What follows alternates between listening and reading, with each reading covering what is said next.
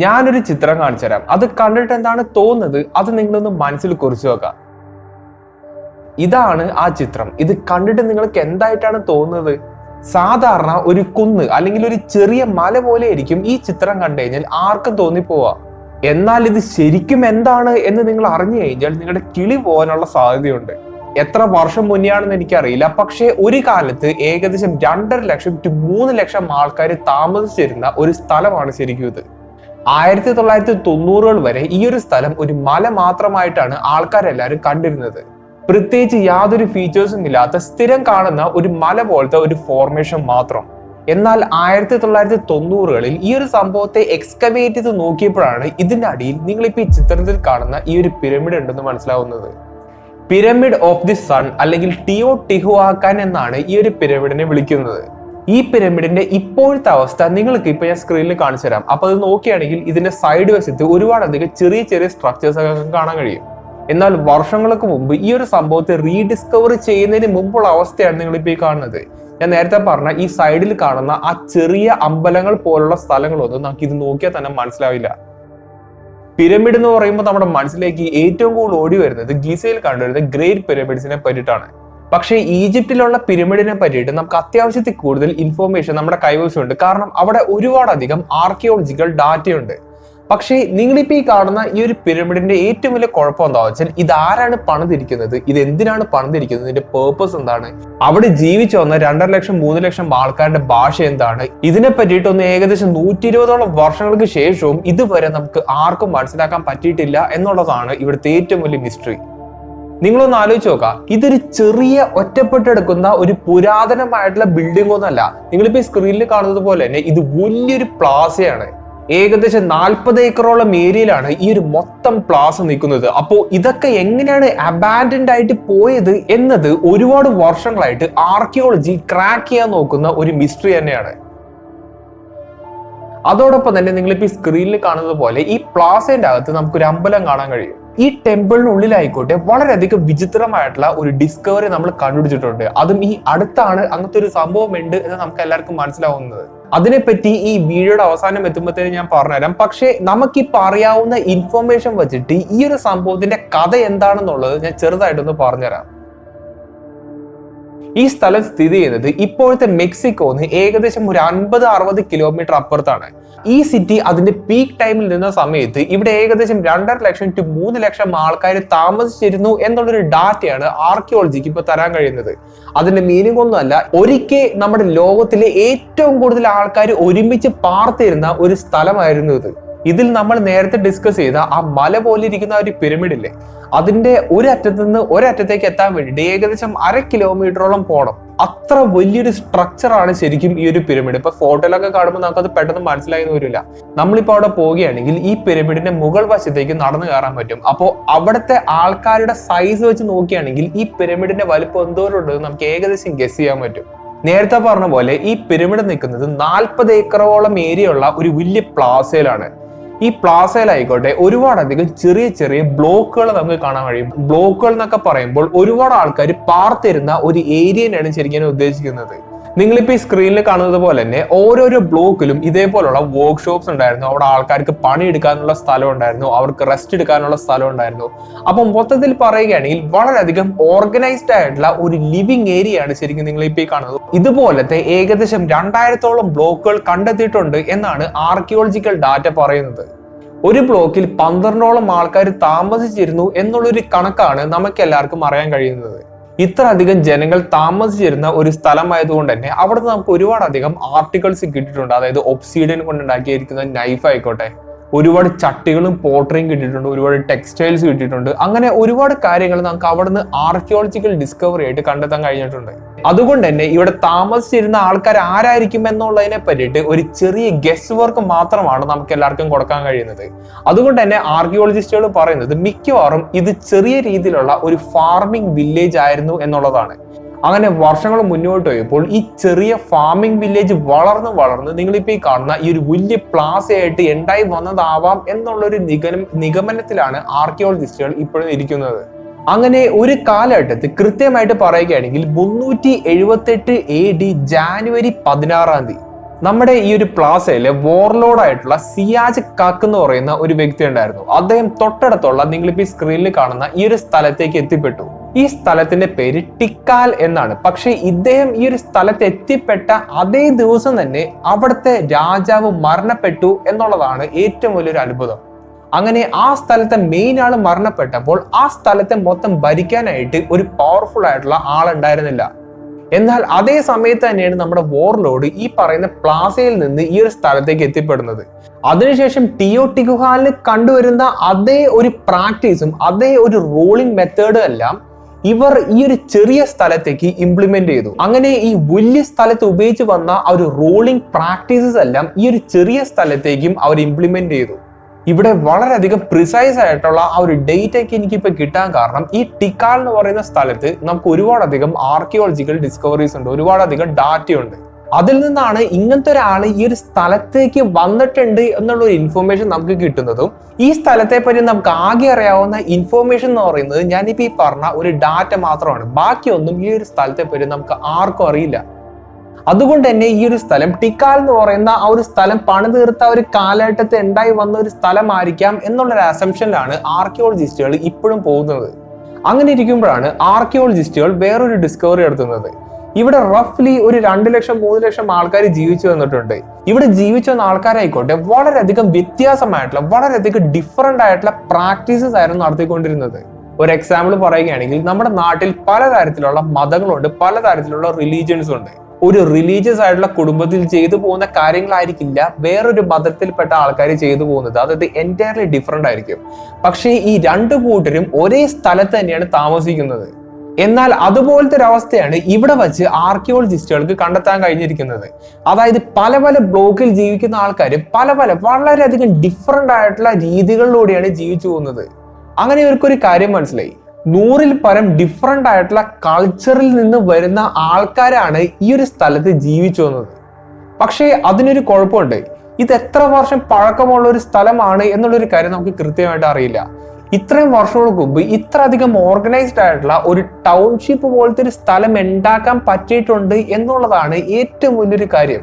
അത്രയും വർഷങ്ങൾക്ക് മുന്നേ ഇത്ര അധികം ഡിഫറെന്റ് ആയിട്ടുള്ള ആൾക്കാരെ ഒരേ സ്ഥലത്ത് പാർപ്പിക്കുക എന്നൊക്കെ പറയുന്നത് നിങ്ങൾ വിചാരിക്കുന്ന പോലെ സിമ്പിൾ ആയിട്ടുള്ള കാര്യമല്ല. അത് നടത്തി വരണമെങ്കിൽ വളരെയധികം പ്രിസൈസ് ആയിട്ടുള്ള പ്ലാനിങ് വേണം. അപ്പോ അവിടെയാണ് അടുത്തൊരു ചോദ്യം കിടക്കുന്നത്, ഇവരെ ആരാണ് ഭരിച്ചുകൊണ്ടിരുന്നത്? ഈ കടന്ന ഭീമാകാരമായിട്ടുള്ള പിരമിഡുകളും ഇത്തരത്തിലുള്ള ബിൽഡിങ്സ് ഒക്കെ ആരാണ് പണി തീർത്തത്? ഇവിടെ ജീവിച്ചു വന്ന ഓരോരോ കമ്മ്യൂണിറ്റിക്കും ഓരോരോ ഡിഫറെന്റ് ആയിട്ടുള്ള സ്കില്ലുകൾ ഉണ്ടായിരുന്നു. അപ്പോ ഇവരെല്ലാരും ഒരുമിച്ച് നിർത്താൻ വേണ്ടി അവർ ഉപയോഗിച്ചു വന്ന ടെക്നിക്ക് എന്ന് പറയുന്നത് ആത്മീയതയാണ്. ദൈവം എന്നുള്ളൊരു സങ്കല്പത്തെ ഉപയോഗിച്ച് മാത്രമാണ് ഇത്ര അധികം ഡൈവേഴ്സ് ആയിട്ടുള്ള ആൾക്കാരെ എല്ലാവരും ഇവർക്ക് ഒരുമിച്ച് ഒരു സ്ഥലത്ത് നിർത്താൻ കഴിഞ്ഞത്. ഇവിടെ ഭരിച്ചിരുന്ന ആൾക്കാരും ദൈവവുമായിട്ട് ഡയറക്റ്റ് കണക്ഷൻ ഉണ്ട് എന്നുള്ളൊരു ചിന്തയായിരിക്കാം ഈ പറയുന്ന ആൾക്കാരെല്ലാവരും ഒരുമിച്ച് നിർത്തിയത്. അപ്പോ അവിടെയാണ് വേറൊരു ചോദ്യം കിടക്കുന്നത്, ഇവിടെ ആരാണ് ഈ ഭരിക്കുന്നത്? ഈ സ്ഥലത്തെ ഒരുമിച്ച് നിർത്താനും അവിടെ ഭരിക്കാനുമുള്ള ഡിസിഷൻസ് ഒക്കെ എടുത്തത് ആരാണ്?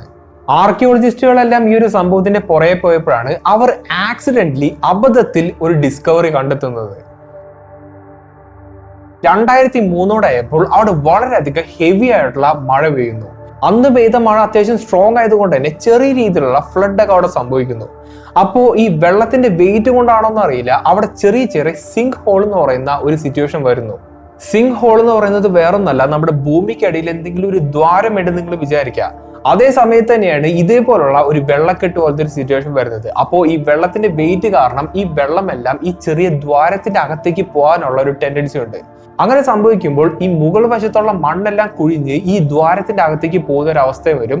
അവിടെ ഒരു വലിയൊരു പിറ്റ് പോലത്തെ ഒരു സിറ്റുവേഷൻ ഉണ്ടാവുകയും ചെയ്യും. എന്നാൽ ഇത്തരത്തിലുള്ള ഒരു സിറ്റുവേഷനാണ് 2003 വെച്ച് സംഭവിച്ചത്. അതും ഇത് സംഭവിച്ചതായിക്കോട്ടെ ഞാൻ നേരത്തെ പറഞ്ഞ പോലെ ഒരു അമ്പലത്തിന്റെ മുന്നിൽ വെച്ചാണ്. അങ്ങനെയാണ് ആ കാലത്തെ റിസർച്ചേഴ്സിന് ഈ അമ്പലത്തിന് മുന്നിൽ ഇത്തരത്തിലുള്ള ഒരു പാസേജ് ഉണ്ടെന്നുള്ള ഒരു കാര്യം അവർക്ക് മനസ്സിലാവുന്നത്. അങ്ങനെ ഈ ഒരു സംഭവത്തിന്റെ അകത്ത് കയറി അതിനെപ്പറ്റി ഇൻവെസ്റ്റിഗേറ്റ് ചെയ്തപ്പോഴാണ് ഈ ഒരു സംഭവം ഏകദേശം 1800ഓളം വർഷങ്ങളായിട്ട് സീലായി നിന്ന ഒരു സ്ഥലമാണെന്നുള്ള ഒരു കാര്യം അവർക്കെല്ലാവർക്കും മനസ്സിലാവുന്നത്. അതോടൊപ്പം തന്നെ ഈ ഒരു കുഴിയിലൂടെ പോവുകയാണെങ്കിൽ ഒരുപാടധികം സബ്ടെറേനിയൻ പാസേജുകൾ കാണാൻ കഴിയുന്നുണ്ട് എന്നുള്ളൊരു കാര്യം കൂടി അവിടെ നിൽക്കുന്നുണ്ട്. ഇത് ശരിക്കും ഗുഹ പോലത്തെ ഒരു വഴിയാണ്. അപ്പോൾ ആ വഴിയിലൂടെ ആൾക്കാർ പോയിരുന്നത് ടോർച്ച് ലൈറ്റ് ഉപയോഗിച്ചിട്ടാണ്. ഈ ടോർച്ചിന്റെ വെളിച്ചം ഈ ഗുഹയിലുള്ള ഭിത്തിയിലേക്ക് അടിക്കുമ്പോഴാവട്ടെ അതൊരുമാതിരി ഡയമണ്ട് ഷൈൻ ചെയ്തതുപോലെയാണ് ഇങ്ങനെ ഷൈൻ ചെയ്തുകൊണ്ടിരുന്നത്. അതിനെപ്പറ്റി കൂടുതൽ പഠിച്ചപ്പോഴായിക്കോട്ടെ പൈറൈറ്റ് എന്ന് പറയുന്ന ഒരു സംഭവം മിക്സ് ചെയ്തതുകൊണ്ടാണ് ഈ ഭിത്തിയെല്ലാം ഇതേപോലെ കിടന്ന് തിളങ്ങുന്നത് എന്നുള്ളൊരു കാര്യം അവർക്ക് മനസ്സിലായി.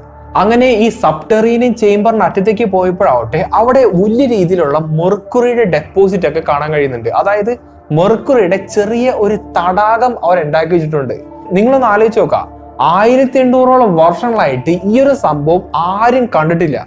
അതോടൊപ്പം തന്നെ ആ കാലത്ത് ജീവിച്ചു വന്ന മനുഷ്യരുടെ അവശിഷ്ടങ്ങളും ആ കാലത്ത് ജീവിച്ചു വന്ന ആൾക്കാർ ഇട്ടിരുന്ന ആഭരണങ്ങളും അങ്ങനെ ഒരുപാട് കാര്യങ്ങളെല്ലാം ഈ ഒരു സ്ഥലത്ത് അവിടെ കേട്ട് അവർക്ക് കണ്ടെത്താൻ കഴിഞ്ഞിട്ടുണ്ട്. ഇവരുടെ വിശ്വാസം അനുസരിച്ച് ഇവർ വിശ്വസിച്ചിരുന്ന ദൈവങ്ങൾ ആകാശത്തും പിന്നീട് അണ്ടർഗ്രൗണ്ടിലും ജീവിച്ചു വരുന്ന ആൾക്കാരാണ് എന്നാണ്. ആ ഒരു വിശ്വാസം ഉള്ളത് കൊണ്ടായിരിക്കാം ഈ ഒരു സംഗതി അവർ ഈ ഒരു അമ്പലത്തിന്റെ താഴെ പണി തീർത്തിരിക്കുന്നത്. എന്നാൽ ഇവരുടെ ആ ഒരു വിശ്വാസത്തെ അടിച്ചുറപ്പിക്കാൻ വേണ്ടിയിട്ടാവട്ടെ നിങ്ങളിപ്പോ ഈ കാണുന്ന ഈ ഒരു വലിയ പിരമിഡില്ലേ, അതിന് താഴ്വശത്തും നമുക്ക് വലിയ കേവ് സിസ്റ്റം കാണാൻ കഴിയും. ഈ കേവ് സിസ്റ്റം ആയിക്കോട്ടെ ഈ പിരമിഡിനേലും ഈ പ്ലാസേനയിലൊക്കെ ഒരുപാടായിരം വർഷങ്ങൾ മുന്നേ ഉള്ള ഒരു സംഭവമാണ് എന്നുള്ള ഒരു കാര്യം നമുക്കറിയാം. അപ്പോ നമുക്ക് കാര്യങ്ങളൊക്കെ മനസ്സിലായി. പക്ഷെ ഇവിടെ ഒരു ചോദ്യം ഇപ്പോഴും കിടക്കുന്നുണ്ട്. എന്തുകൊണ്ടാണ് ഇത്രയും പവർഫുൾ ആയിട്ടുള്ളതും ഇത്രയും വലിയൊരു സ്ഥലം അബാൻഡൻഡ് ആയി പോയത്? എന്ത് കാരണം കൊണ്ടാണ് അങ്ങനെ സംഭവിച്ചത്? ഇത് പണ്ടത്തെ കാലമായതുകൊണ്ട് തന്നെ അവിടെ എന്തെങ്കിലും രീതിയിലുള്ള യുദ്ധങ്ങളൊക്കെ സംഭവിച്ചിട്ടായിരിക്കുമോ ഇതേപോലുള്ള ഒരു അബാൻഡ്മെന്റ് നടന്നേ എന്നുള്ളൊരു ചോദ്യം ഒക്കെ ചിലവർക്കൊക്കെ ഉണ്ടായിരിക്കാം. അതിനെപ്പറ്റി കൃത്യം ഒരു ഉത്തരം നമുക്ക് അറിയില്ലെങ്കിലും ഏകദേശം ഒരു ഐഡിയ നമ്മുടെ കൈവശമുണ്ട്. സംഭവം എന്താ വെച്ചാൽ ഇവിടെ ജീവിച്ചു വന്ന ആൾക്കാരെന്നൊക്കെ പറയുന്നത് നേരത്തെ പറഞ്ഞ പോലെ തന്നെ പല പല പല കൾച്ചറിൽ പെടുന്ന ആൾക്കാരാണ്. ആ കാലത്ത് ഇവരെല്ലാവരും ഒരേ സ്ഥലത്ത് നിർത്താൻ വേണ്ടി സഹായിച്ചിരുന്നത് ദൈവങ്ങളുമായിട്ട് അവിടെ ഭരിച്ചിരുന്ന ആൾക്കാർക്ക് കണക്ഷൻ ഉണ്ട് എന്നുള്ളൊരു വിശ്വാസം അവർക്കുള്ളത് കൊണ്ട് മാത്രമാണ്. ഈ ഒരു സിസ്റ്റം ഒരുപാട് വർഷങ്ങളായിട്ട് യാതൊരു പ്രശ്നങ്ങളും ഇല്ലാണ്ട് നടന്നുപോയ ഒരു സംഭവമായിരുന്നു. പക്ഷെ അവിടെയാണ് ഏറ്റവും വലിയൊരു കുഴപ്പം വരുന്നത്. ഈ 2.5-3 ലക്ഷം ആൾക്കാർക്ക് സർവൈവ് ചെയ്യണമെങ്കിൽ അവർക്ക് റിസോഴ്സസ് വേണം, അവർക്ക് വെള്ളം വേണം, ഭക്ഷണം വേണം, അവർക്ക് ആ ഒരു സ്ഥലത്ത് ജീവിക്കാൻ വേണ്ടിയിട്ടുള്ള എന്തെങ്കിലും ഒരു കാരണം വേണം. എന്നാൽ ആ ഒരു പോയിന്റ് എത്തിയപ്പോഴാണ്, അതായത് അവിടെ ജീവിച്ചു വരുന്ന ആൾക്കാർക്ക് സർവൈവ് ചെയ്യാൻ വേണ്ട ബേസിക് കാര്യങ്ങൾ കിട്ടാതെ പോയപ്പോഴാണ് അവർ തമ്മിൽ ഒരു റയോട്ട് തുടങ്ങിയത്. അതായത് അവർ തമ്മിൽ ഒരു തമ്മിത്തല് തുടങ്ങിയത്. അതിന്റെ കാരണം കൊണ്ടാണോ എന്നറിയില്ല, അവിടെയുള്ള അമ്പലങ്ങളെല്ലാം തകർത്തിട്ടിരിക്കുന്ന രീതിയിലാണ് ശരിക്കും ഇപ്പൊ നമുക്ക് കാണാൻ കഴിയുന്നത്. അതായത് അത്രയധികം വർഷങ്ങളോളം ദൈവത്തിനെ വിശ്വസിച്ച് ജീവിച്ചിരുന്ന ആൾക്കാർക്ക് സർവൈവ് ചെയ്യാൻ വേണ്ട കാര്യങ്ങൾ കിട്ടാതായപ്പോൾ ഈ ദൈവം എന്ന് പറയുന്ന ഒരു സംഭവം കംപ്ലീറ്റ് ആയിട്ട് അവരുടെ മനസ്സിൽ നിന്ന് പോകുന്ന ഒരവസ്ഥ. അങ്ങനെ പയ്യെ നിങ്ങളിപ്പോ ഈ സ്ക്രീനിൽ കാണുന്ന ആ ഒരു വലിയ ടൗൺഷിപ്പ് പോലത്തെ ഒരു സ്ഥലം അബാൻഡൻഡ് ആയി പോകുന്നു. അവിടെ ജീവിച്ചു വന്ന 3 ലക്ഷത്തോളം ആളുകൾ അവനവന്റെ വഴിക്കായിട്ട് പല വഴിക്കും പിരിഞ്ഞു പോകുന്നു. അങ്ങനെ വർഷങ്ങൾ കൊണ്ട് ഈ ഒരു സ്ഥലം കാട് കയറി നിങ്ങളിപ്പോ ഈ കാണുന്ന ആ ഒരു അവസ്ഥയിലേക്ക് എത്തുന്നു. ഞാനിപ്പോ ഈ പറഞ്ഞൊരു കഥയായിരിക്കാം ഇവിടെ സംഭവിച്ചത് എന്നത് നമ്മൾ വിശ്വസിക്കാൻ ഒരു കാരണമുണ്ട്. ഒരുപാട് വർഷങ്ങൾക്ക് മുന്നേ ഈ സ്ഥലം ഡ്രൗട്ട്, അതായത് വെള്ളമില്ലാത്ത ഒരു അവസ്ഥ ഫേസ് ചെയ്തു എന്നുള്ളതിനെ പറ്റിയിട്ടുള്ള ഡാറ്റ നമ്മുടെ കൈവശമുണ്ട്. അതോടൊപ്പം തന്നെ മാരകമായിട്ടുള്ള ഡീഫോറസ്ട്രേഷൻ ഈ ഒരു സ്ഥലത്ത് നടന്നു പോകുന്നതായിട്ടുള്ള ഒരു ഡാറ്റ നമ്മുടെ കൈവശമുണ്ട്. എന്നാൽ ഇതൊക്കെ സംഭവിച്ചതിന് കാരണം ഇവിടെ ജീവിച്ചു വന്ന ആൾക്കാർക്ക് വേണ്ട സപ്ലൈസിന് വേണ്ടിയിട്ടാണ് എന്നുള്ളൊരു തിയറി വിശ്വസിക്കുന്നത് കൊണ്ടാണ് ഞാനിപ്പോ ഈ പറഞ്ഞ ആ ഒരു കഥ നിലനിൽക്കുന്നത്. അപ്പോ ഇതാണ് ഇവിടുത്തെ കഥ. പക്ഷെ ഇവിടെ ഞാൻ ഇതുവരെയായിട്ട് പറയാത്ത ഒരു കാര്യമുണ്ട്. ഈ ഒരു വലിയ സ്ഥലത്തെ ഓർഗനൈസ് ചെയ്യുകയും 2.5-3 ലക്ഷത്തോളം ആൾക്കാരെ കൺട്രോൾ ചെയ്തുകൊണ്ടിരുന്ന ആ ഒരു അതോറിറ്റി, ആ ഒരു പവർ ശരിക്കും ആരാണ്? ഒരു കാലഘട്ടത്തിൽ ഈ ലോകത്തിലെ ഏറ്റവും വലിയ ടൗൺഷിപ്പ് പോലത്തെ ഒരു സ്ഥലം ആരാണ് ഭരിച്ചിരുന്നത് എന്നതിനെ പറ്റിയിട്ട് ഇതുവരെ നമുക്കറിയില്ല. ഇതിപ്പോ ഈ ഒരു പിരമിഡ് എന്തിനാണ് പണി തീർത്തത്, ഇത്തരത്തിലുള്ള സ്ട്രക്ചേഴ്സ് എന്തിനാണ് പണി തീർത്തത്, അതിപ്പോ ഏലിയൻസ് വന്ന് പണിതാണോ, അങ്ങനെയുള്ള എന്തെങ്കിലും ടെക്നോളജിയുടെ സഹായം കൊണ്ട് പണിതാണോ, അതൊന്നല്ല ഞാനിവിടെ പറയാൻ ഉദ്ദേശിക്കുന്നത്. പക്ഷേ ചിലപ്പോ ഈ ഒരു സ്ട്രക്ചേഴ്സ് എല്ലാം ഇവരുടെ വിശ്വാസത്തിന് പുറത്ത് പണി തീർത്ത ഒരു സംഭവമായിരിക്കാം. അതായത് ഈ ഒരു സംഭവം പണി തീർക്കുന്നതിന് മുമ്പ് അവരുടെ പൂർവികർ വിശ്വസിച്ചിരുന്ന ഒരു സെറ്റ് ഓഫ് ബിലീവ്സിന്റെ പുറത്തായിരിക്കാം ഇത്തരത്തിലുള്ള സ്ട്രക്ചേഴ്സും ഇത്തരത്തിലുള്ള ആ ഒരു ഗവേണൻസും കാര്യങ്ങളൊക്കെ വന്നത്. എന്നാൽ ഇവരുടെ പൂർവികർ എന്തിനെയാണ് കണ്ടത്, എന്തിനെയാണ് വിശ്വസിച്ചിരുന്നത് എന്നതിനെ പറ്റി സത്യം പറഞ്ഞാൽ നമുക്ക് ആർക്കും അറിയില്ല. അതിനെപ്പറ്റി അറിയാൻ യാതൊരു മാർഗവും ഉണ്ടാവില്ല എന്നാണ് ഞാൻ വിശ്വസിക്കുന്നത്. നിങ്ങളൊന്ന് ആലോചിച്ച് നോക്കിയേ, നമ്മുടെ കണ്ണ് നിറച്ച് കാണാൻ കഴിയുന്ന ഈ ഒരു സംഭവം ആരാണ് പണിതതെന്നോ അതിന്റെ പേർപ്പസ് എന്തായിരുന്നു എന്നുള്ളതോ എന്നതിനെ പറ്റിയിട്ട് ഒരു ക്ലിയർ ഐഡിയ ഇപ്പോഴും ഒരു 120 വർഷങ്ങൾ കഴിഞ്ഞിട്ട് പോലും നമുക്ക് ആർക്കും അറിയില്ല എന്നുള്ളതാണ്. ഞാനിപ്പോ ഈ പറഞ്ഞത് ഒരു കാൽക്കുലേറ്റഡ് ഗസ് മാത്രമാണ്, നമ്മുടെ ഒരു തിയറി മാത്രമാണ് ഞാനിപ്പോ പറഞ്ഞത്. ഗിസയിൽ കണ്ടുവരുന്ന ഗ്രേറ്റ് പിരമിഡ് ആരാണ് പണിതത്, എങ്ങനെയാണ് പണിതത് എന്നതിനെ പറ്റിയിട്ട് നമ്മുടെ കൈവശം ഒരു കാൽക്കുലേറ്റഡ് ആയിട്ടുള്ള ഒരു ഗസ് വർക്ക് ഉണ്ട്. അപ്പോൾ അതുപോലത്തെ ഒരു സംഗതിയാണ് ഞാനിപ്പോ ഇവിടെ വന്ന് പറയുന്നത്. പക്ഷെ ഈ ഒരു സംഭവം ഗിസയിലെ പിരമിഡ് പോലെ അത്രയധികം ഫേമസ് അല്ല എന്ന് മാത്രം.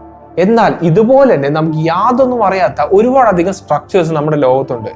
അതിൽ വേറൊരു സ്ട്രക്ചറിനെ പറ്റിയിട്ടാണ് ഈ ഒരു സീരീസിൽ ഞാൻ അടുത്ത വീഡിയോയിലൂടെ പറയാൻ നോക്കുന്നത്. അപ്പോൾ നിങ്ങളുടെ അഭിപ്രായങ്ങളും കാര്യങ്ങളെല്ലാം മാക്സിമം ഒന്ന് കമന്റ് ചെയ്ത് അറിയിക്കാൻ ശ്രമിക്കുക. ആദ്യത്തെ ആ ഒരു ഫോട്ടോഗ്രാഫ് കണ്ടപ്പോൾ നിങ്ങൾക്ക് അത് വെറും ഒരു മലയോ ഒരു കുന്നോ മാത്രമായിട്ടാണ് തോന്നിയെങ്കിൽ ഞാൻ ചൈനയിലത്തെ ഒരു ഫോട്ടോഗ്രാഫ് കാണിക്കാം.